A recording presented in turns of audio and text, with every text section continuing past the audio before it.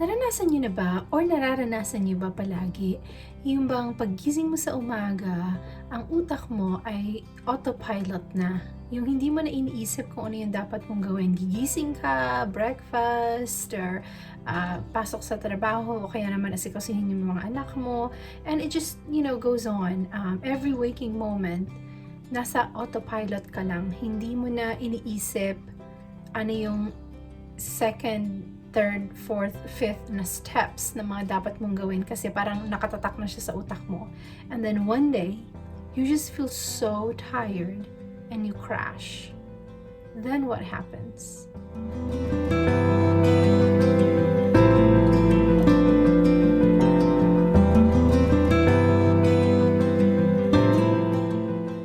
Welcome back to Seeds in an Apple. My name is Apple, and I hope that this video today will be helpful for you in trying to maybe unplug a little bit from the world. At hindi tayo maging parang laging autopilot mode or parang robot, the very waking moment or before we go to bed na ang utak natin parang kabayo na hindi humihinto sa pagtakbo. So hopefully with mindfulness practice, makatulong ito sa atin na slow down and unplug. Ayan. What is mindfulness? Siguro nagtatanong kayo, naririnig na natin yan, mindfulness, meditation, yan. Actually, meditation is a part of mindfulness, or it's a skill that is utilized to practice mindfulness. Mindfulness is this idea that, we can, as human beings, you can live in the moment intentionally without having to worry kung ano yung nangyari 10 minutes ago at ano yung mangyayari 10 minutes in the future. So you just focus on experiencing the moment, like right here, right now.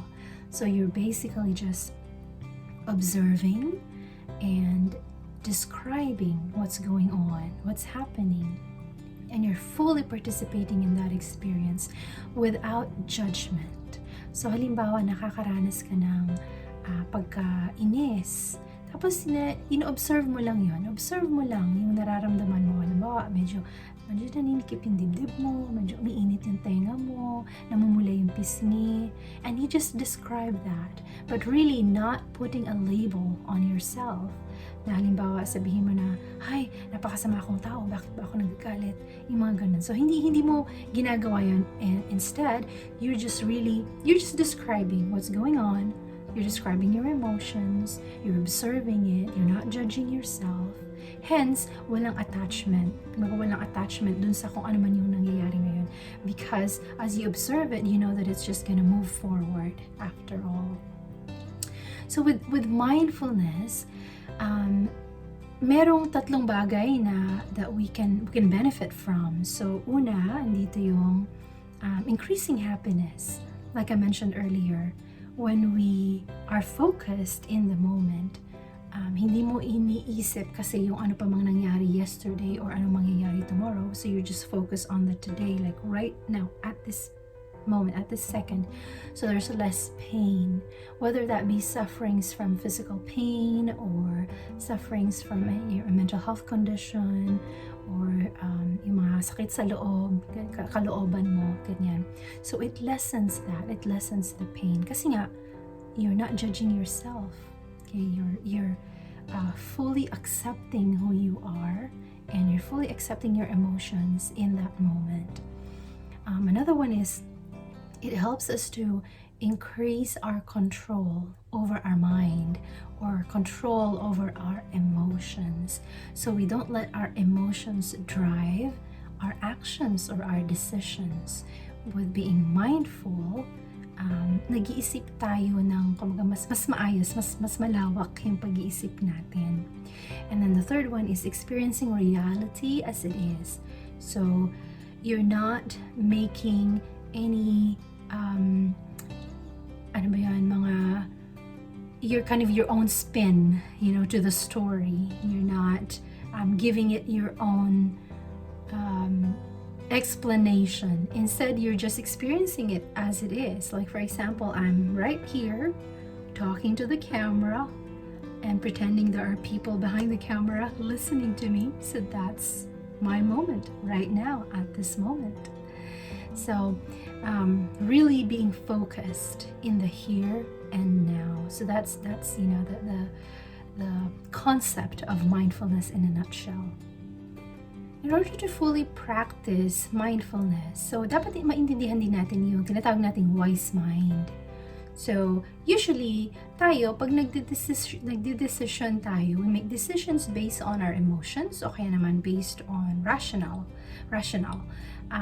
Emotion, mind, pag nandiyan tayo, yung mga decision mo ay dahil sa kung ano yung nararamdaman mo. So say nagugutom ka, so mag-binge eat ka, ganyan. Whereas rational, pag nasa rational mind ka naman, you make decisions based on the facts, based on the evidences. Ganyan. So it could be very, polar opposites. Sometimes when you make decisions based on your emotions only, nadi-disregard na yung rational. Pag naman you make decisions based on rational lang, of course, na-disregard naman yung emotion. But when we practice wise mind, that means we're in the middle. So we make decisions with both emotion and rational mind.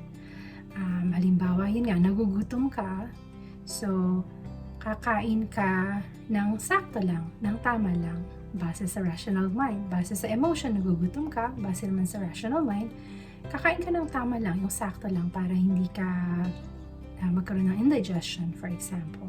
So yan. When we practice that, or that when we use our wise mind, we are actually tapping into our inner wisdom. So yung inner wisdom, lahat naman tayo meron yan eh.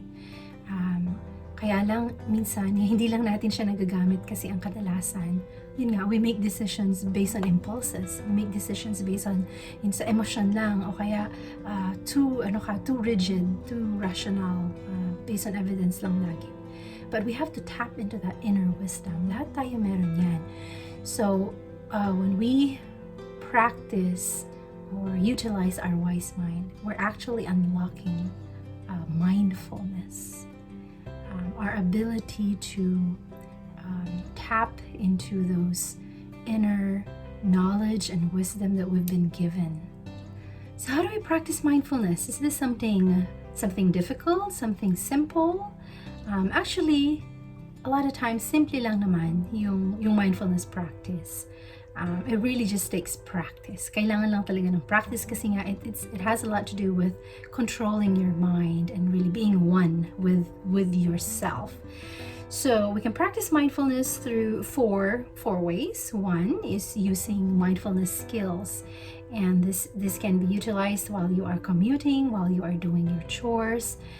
Really just practicing how to be in the moment, in the present moment. And I'll put up some videos as well on this, teaching some tips, and practical skills on how to do mindfulness. The other one is meditation. So meditation, you can do meditation while you are lying down, sitting, or really anywhere you are, but it has to be really a focused time that you have to do with meditation. The other one is contemplative prayer, especially for those sa mga religyoso. Isa ito sa mga napakagandang utilize din, really contemplating on what you pray about or how you pray. Really, think about your experiences and your relationship with the Supreme Being. For Christians, for example, like utilizing a rosary, beads. For Hindu, they utilizing yoga. So lots of different ways to do that contemplative prayer. The other one would be mindfulness movement. So ito naman yung nabanggit ko isa, yung yoga, or maybe martial arts or tai chi, or lots of like fluid movements that you can do when you're doing it mindfully and really focusing on how your body, your movements has its relationship to the here and now, to the earth and to the universe.